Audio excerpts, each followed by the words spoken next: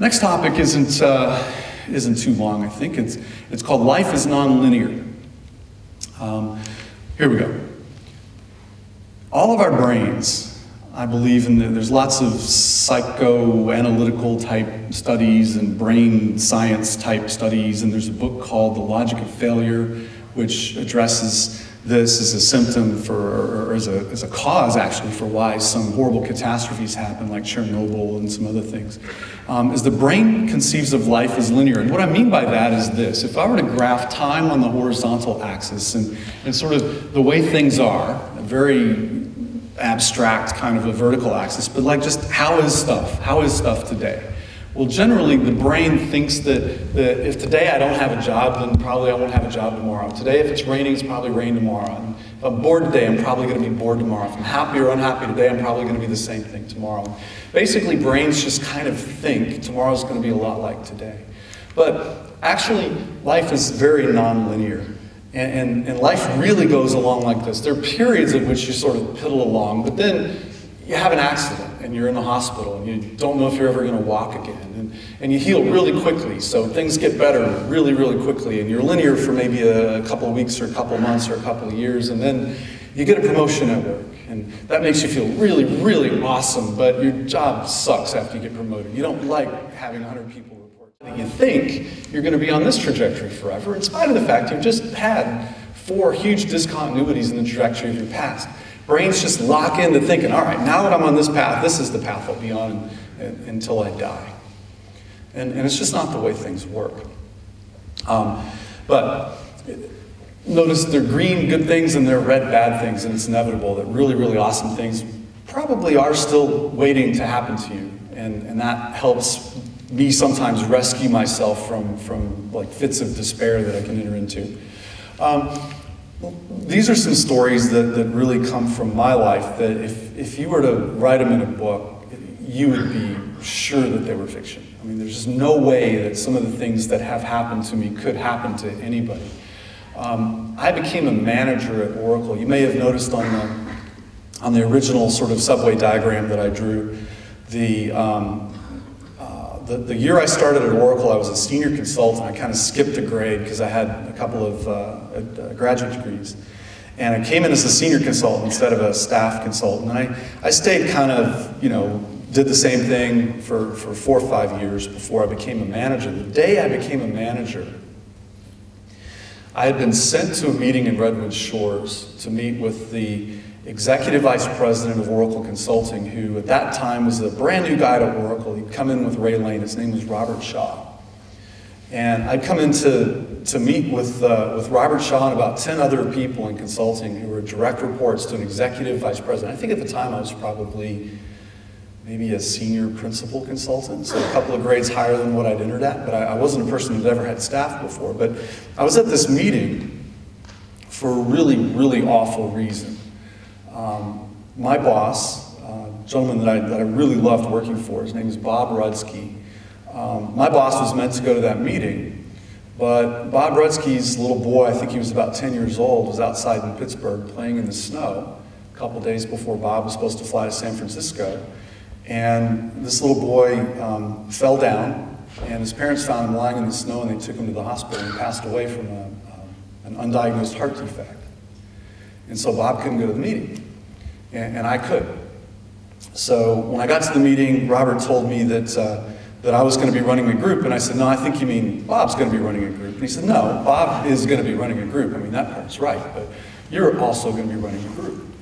And holy cow, guys, when I got on the airplane to San Francisco, I never saw that coming. So that's one of those discontinuitous nonlinearities that just, bright green, way up high. The story of how I met my wife is equally unlikely. The one-liner of how I met my wife is, I met my wife because my dad hurt his shoulder.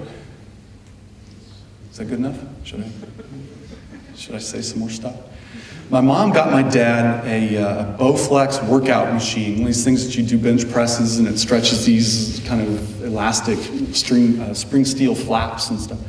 And my dad hurt his shoulder.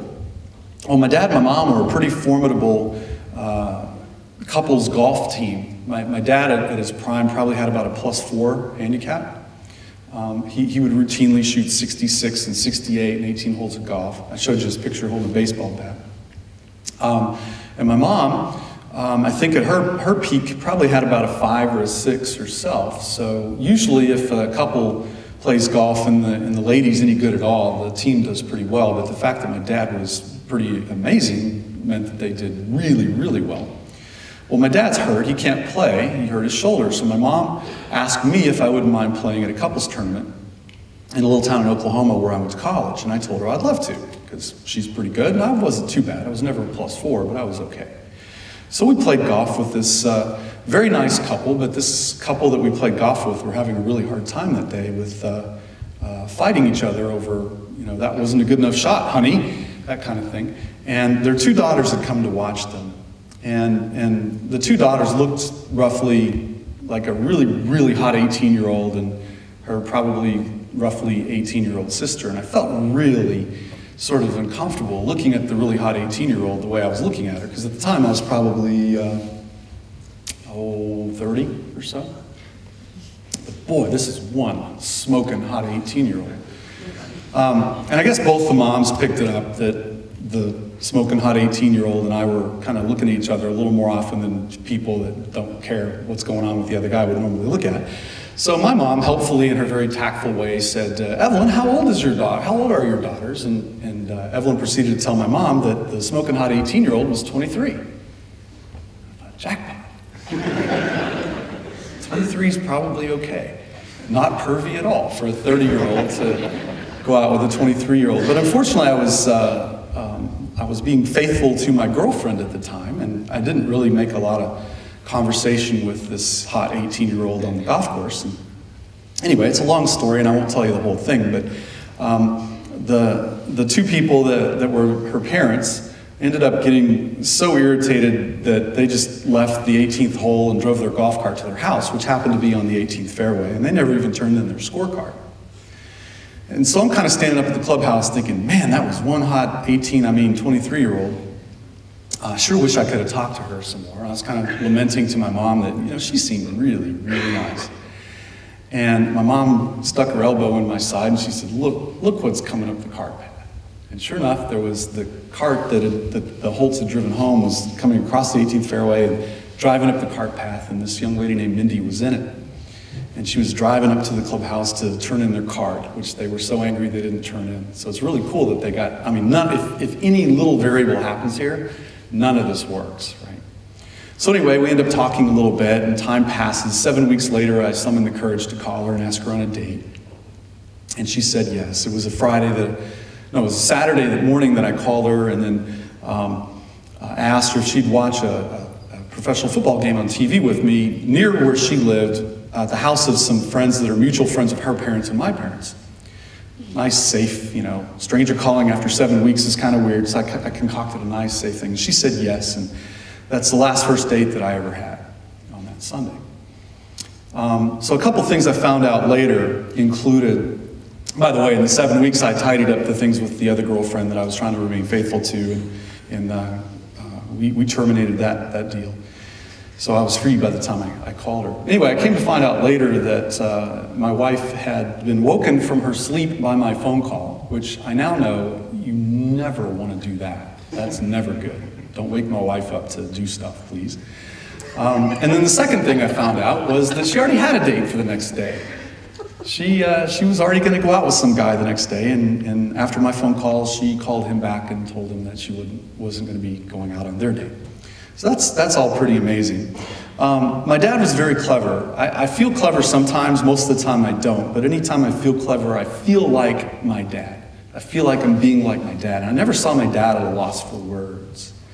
He would always have the funny thing to say that everybody kind of, was like, well, that's kind of funny. And then the next day they would slowly realize that was really freaking funny what he said yesterday. And he had this sort of time delay effect on people. He was so far ahead.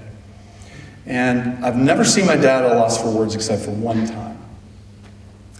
And that one time that I saw him at a loss for words, he was ribbing my wife. Her name's Mindy. He was ribbing my wife by saying, you really owe me. And my wife said to my dad, okay, how's that? And he said, if I hadn't hurt my shoulder, you two guys would have never met.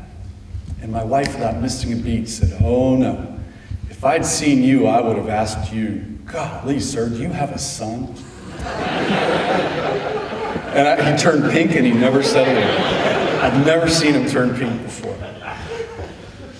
So then there's other stuff. The times I've done radical things, I don't conceive of myself as particularly courageous.